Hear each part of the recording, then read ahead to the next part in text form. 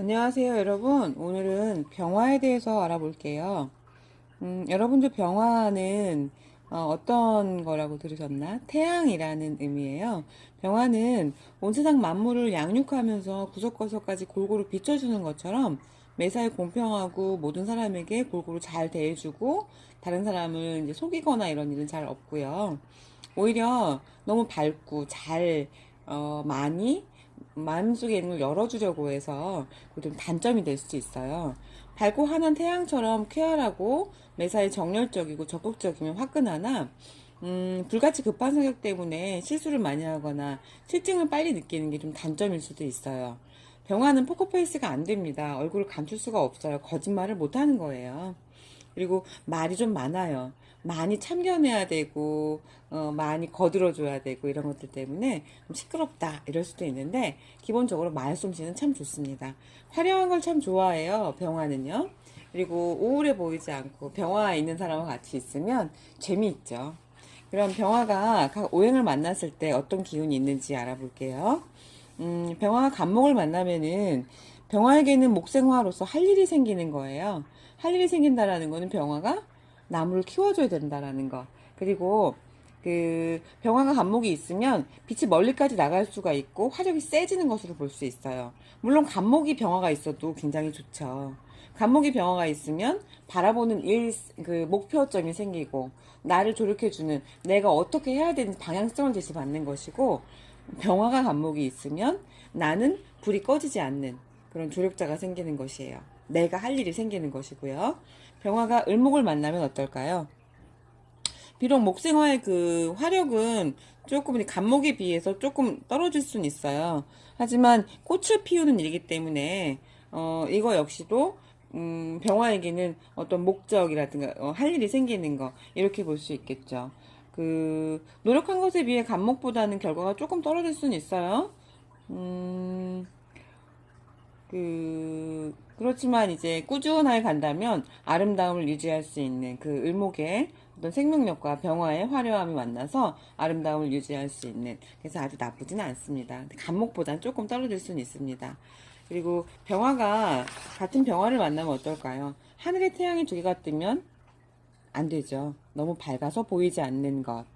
그리고 갈등하게 되는 것, 판단력이 좀 상실되는 것, 이렇게 볼 수 있는데요. 왕의 기질이 태양이 두 개 있다라는 거는 하늘에 태양은 두 개가 있을 수가 없는 거겠죠. 그래서 병화가 병화를 만나면 주도권 다툼, 그리고 너무 밝아서 뭐 신경질적이 된다거나 불면증이 생기고 조금 안 좋을 수 있습니다.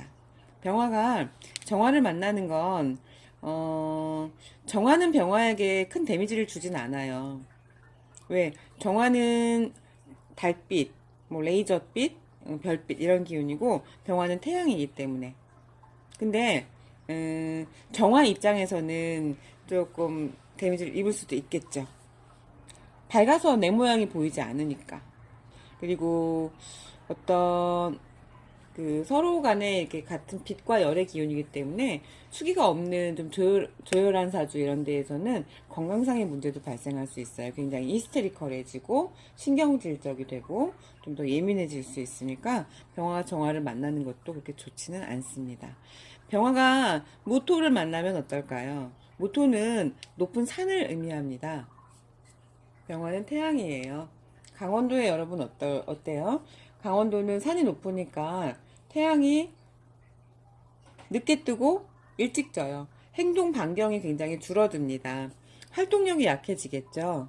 그 높은 산에서 병화의 활동은 다른 어떤 일반 수평선, 지평선 있는 데보다 그 영역이 더 좁아지기 때문에 일이 좀 축소된다든가 답답하다든가 이런 일들이 발생할 수 있습니다. 병화가 기토를 만나면 기토는 생명력이 있는 땅이라고 말씀드렸잖아요. 병화에 도움을 받아야 돼요. 기토 입장에서는. 근데 병화 입장에서는 기토가 큰 도움이 주지는 못해요. 매사에 어떤 장애물이 될 수 있고요.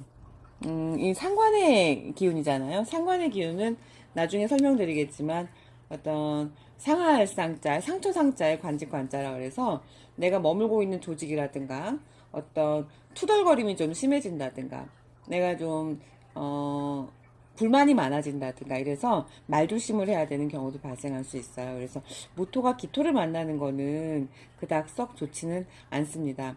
그리고 기토가 모토를 아니 병화가 기토를 만나는 거죠.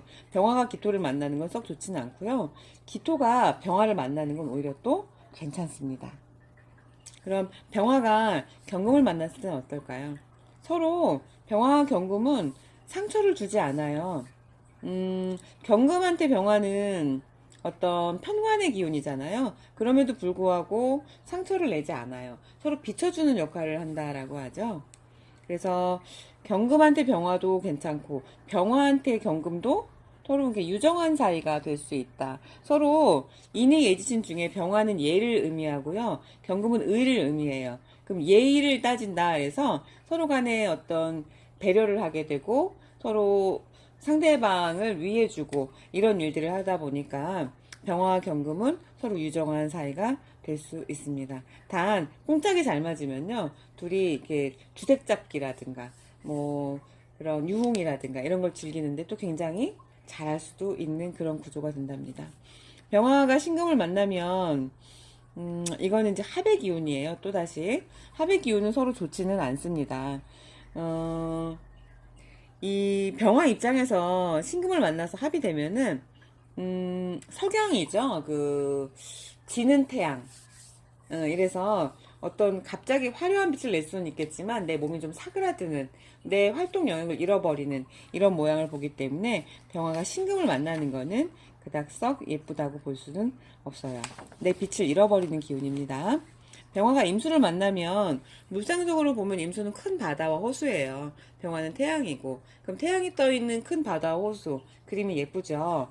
좀 웅장한 어떤 거대한 그림을 나타낼 수 있기 때문에 바란스, 조화가 굉장히 잘 맞는 그런 입장이라고 볼 수 있습니다. 병화가 개수를 만나면 어떨까요? 계속 말씀드렸었죠? 병화가 개수를 만나면 태양을 가리는 구름입니다. 그래서 오히려 내가 앞날 나아가는 데에 있어서 좀 걸림돌이 될 수 있고 주춤거릴 수 있고요. 어떤 그 병화한테 개수는 정관의 입장임에도 불구하고 그런 역할들을 다 해주지 못해요. 그래서 병화를 좀 꺼지게 한다든가 아니면 시야를 가려버린다든가 이렇기 때문에 병화와 개수를 만나는 거는 그닥 예쁘다고 할 수는 없어요. 그 의욕이 좀 상실되는 거죠. 무기력해지고. 그래서 병화 개수는 웬만하면은 인연이 아니라고 봅니다. 다음 시간엔 정화를 할 거예요. 여러분들 제가 그 설명드리는 게 이제 뭐 어떤 화면이 없고 이래서 좀 불편하실 수 있겠지만 조금 더 제가 정비를 많이 하고 연습을 더 많이 하고 더 노력을 해서 이제 화면에서 뭐 칠판에서 여러분들 설명을 드린다든가 이런 식으로 좀 해볼게요. 오늘은 여기까지 하겠습니다.